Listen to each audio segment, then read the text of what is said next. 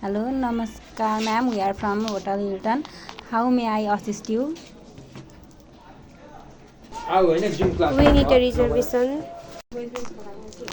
Sure, ma'am. Let me check.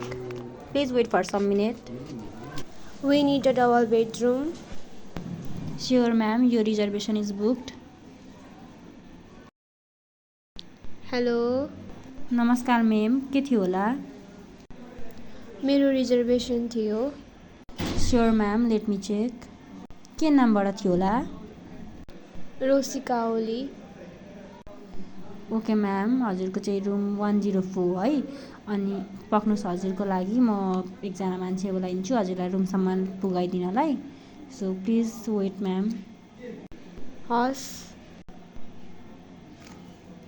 So she is Mina she will assist you ma'am please go with her अनि यो चाहिँ उहाँहरूको रुमको के हो है प्लिज फलो मी.